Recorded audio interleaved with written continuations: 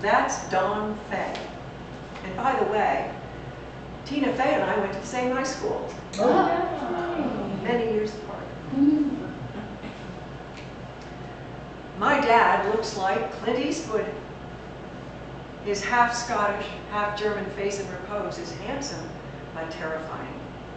I searched the audience for him during the 6th grade chorus concert, and seeing his stern expression, was convinced that he had seen me messing up the words to the Happy Days theme, and that I was in big trouble. I spent the rest of the concert suppressing terror burps, only to be given a big hug and a kiss afterward. It took me years to realize, oh, that's just his face. It's my face too, it turns out. The cheekbones, later discovered there by a team of gay excavators, are courtesy of my dad. Dawn Fay dresses well. He has an artist's eye for mixing colors and prints. He wears tweed jackets over sweater vests in the winter and seersucker suits in the summer.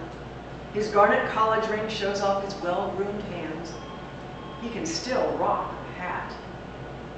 My dad looks like he's somebody. One day when I was visiting him on his lunch hour, he ran into a couple of old high school buddies in downtown Philadelphia. "Hey, Dawn Fay," one of the guys called from across the street. "Oh my God, Dawn Fay," the other guy said excitedly. The two African-American secretaries waiting at the light with my dad whispered knowingly to each other, "That's Dawn Fay." Before I was born, my mother took my brother to Greece for the whole summer to visit family. And when they were finally coming back, my dad washed and waxed a Chevy convertible, put on his best sharkskin suit, and drove all the way from Philadelphia to New York International Airport to pick them up. In those days, international travel meant dressing up, smoking on planes, wearing Pan Am slippers, and flying into New York. Their flight was due to arrive early in the morning, so Dawn Fay, who was never late for anything, got to the airport just before dawn. As he popped on his sweet lid and walked across the deserted parking lot toward the terminal, he saw two black gentlemen approaching him from far away. He played it cool to hide his apprehension. He was in New York, after all, one of the world's most dangerous cities, if you're from any other city. And from far away, in the dark, he couldn't tell if the guys were airport employees or loiterers. As they got closer, he noticed they were staring him down. He continued to play it cool. Dawn Fay had grown up in West Philly, where he lived comfortably as a Caucasian minority. Of course, these guys couldn't know that, and his heart was beating a little faster as they came within 10 feet of each other. The guys looked at him intently, and one turned to the other and said, "That is one boss, bull-bladed motherfucker." That's Dawn Fay. He's just a badass. He was a code breaker in Korea. He was a fireman in Philadelphia. He's a skilled watercolorist. He's written 2 mystery novels. He taught himself Greek so well that when he went to buy tickets to the Acropolis once, the docent told him in Greek, it's free for Greek citizens. Neighborhood kids would gather on our porch just to listen to him swear at the Phillies game. When watching the Flyers, he would change the channel during commercials, and he always knew exactly when to turn it back to catch the start of play. When my cousin marveled at this ability, my dad was matter of fact. You just wait 90 seconds. Isn't everyone's brain Swiss watch? Dawn Fay is a Goldwater Republican, which is his only option. If you're Dawn Fay, you can't look at Joe Biden and be like, "Yes, I want to be led by this gentleman with the cat teeth." You're not going to listen to John Kerry pretending to empathize with you about the rising cost of your medications. And you certainly aren't interested in the unresolved father issues that rendered Bill Clinton unable to keep his fly closed. Dawn Fay is not going to put up with that. Dawn Fay is a grown-ass man. Black people find him stylish. Dawn Fay has what I would describe as pre-Norman Lear racial attitudes. Once the Bunker family met the Jeffersons, every interaction between blacks and whites was somehow supposed to be a life-changing lesson, especially for the white people. My generation carries that with us, only to be constantly disappointed by Kanye West and Taylor Swift. Dawn Fay would tell us things like, If you see two black kids riding around on one bike, put your bike in the garage. Now this wasn't racism, it was experience. Those kids were coming from West Philly to steal bikes. The social factors that caused their behavior were irrelevant to a depression baby. When you grow up getting an orange for Christmas, you're going to make sure the $25 bike you bought your kid doesn't get ripped off. Norman Lear might want us to take time to understand that those kids went to poorly funded schools and that their parents, while loving and dignified, were unable to supervise their children's behavior because they were both at work doing minimum wage jobs, but by then our bikes would be gone.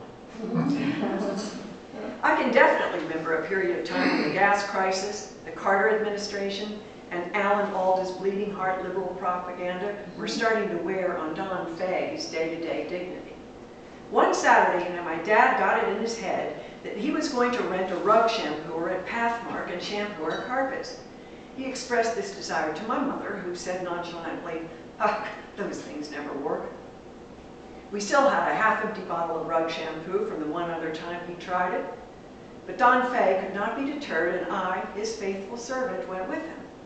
We rented the shampooer, bought a new full bottle of soap, and loaded them into the back of the Catalina. When we got home, I was sent to play outside, so my dad could shampoo the whole first floor. I barely had my Star Wars figures lined up in the patch of dirt by the basement steps when I heard a commotion inside. My dad was cursing. Objects were being rumbled around. I got an instant bellyache. The screen door flew open. The 2 bottles of rug shampoo were slammed onto the back porch. The rug shampooer came tumbling out the back door in a tangled mess. "Your mother is a witch," my dad blurted out as he came outside. He meant it literally. "She cursed me." It would seem that the rented rug shampooer did not work. "A damn thing is defective." Well, defective was a big word in our house. Many things were labeled defective only to miraculously turn functional once the directions had been read more thoroughly. If I had to name the 2 words I most associate with my dad between 1970 and 1990, they would be defective and inexcusable. Leaving your baseball glove in a neighbor's car, inexcusable. Not knowing that a lot was 2 words, inexcusable. The seltzer machine that we were going to use to make homemade soda, defective. The misspelled sign at the Beach Boys' 4th of July concert that read, "From sea to shinning sea." Inexcusable. Richie Ashburn not being in the Baseball Hall of Fame yet, bullshit. Don Faye had a large rubber stamp that said bullshit, which was and is awesome. Was it too much to expect the rest of the world to care about grammar or pay attention to details? Shouldn't someone at the Pathmark have to make sure that the goddamn rug shampooers are in working order? He carried the defective shampooer down the black steps, the hose flopping around on purpose just to annoy him. There was sudsy water inside us, sloshing around, mocking his dream of an orderly house. Son of a bitch. As he drove back our giant car up the 50-degree incline of our driveway, scraping the bumper, he barked, "Get the bottle of soap, come on." I grabbed a bottle, dashed for the car. We rode in tense silence to the Pathmark, and by the way, I get it now. I'm a working parent, and I understand that sometimes you want to have a very productive Saturday to feel that you are in control of your life, which of course you were not. I followed my dad as he stormed into the Pathmark to explain to them what kind of a country America was supposed to be. He took the bottle from me to put it on the customer service counter, and his face went red at the weight of it. I had grabbed the half-empty one. And here was the indignity of the 1979 economy. We couldn't afford to waste $3. Sure, once the internet boom came in the 90s, we'd all be throwing our half-full mouthwash out because we wanted to try the new cinnamon flavor. We'd buy chamomile tea at Starbucks and not finish it. But not Don Faye, and not in 1979. He was going to have to drive home again and get that other bottle to return it. "Wait here," he said in a strangled voice. And he left me at the end of the no-frills aisle. I stood there fighting back tears, pretty sure that it was illegal to leave your 9-year-old half-hour. Unfortunately, I was wearing a red polo shirt and shorts. With my short haircut and doughy frame, no fewer than 3 old ladies mistook me for a stock boy. Young man, where are the plums? I only hope that one day I can frighten my daughter as much. Right now, she's not scared of my husband or me at all, and I think it's a problem. I was a freshman home from college the first time my dad said, "You're going out at 10 p.m.? I don't think so. I just laughed and said, "It's fine."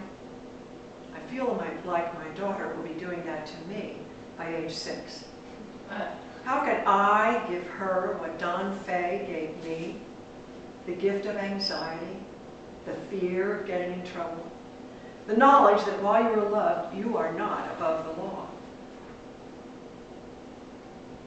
When my face was slashed, my dad held me on his lap in the car to the hospital, applying direct pressure with the swift calm of a veteran and an ex-fireman. I looked up and asked him, "Am I going to die?" "Don't speak," he said. So yeah, he's not the kind of guy who wants to watch people eat bugs on Survivor. It's so clear to me how those two things are related. My dad has visited me at work over the years, and I've noticed that powerful men react to him in a weird way. They stand down. The first time Lorne Michaels met my dad, he said afterward, "Your father is impressive." They meet Don Fay and it rearranges something in their brain about me. Alec Baldwin took a long look at him, gave him a firm handshake. "This is your dad, huh?" What are they realizing, I wonder? They better never mess with me, Don Fay will yell at him. That I have high expectations for the men in my life because I have a strong father figure? Only Colin Quinn was direct about it. Your father doesn't fucking play games. You would never come home with a shamrock tattoo in that house. And that's Don Fay.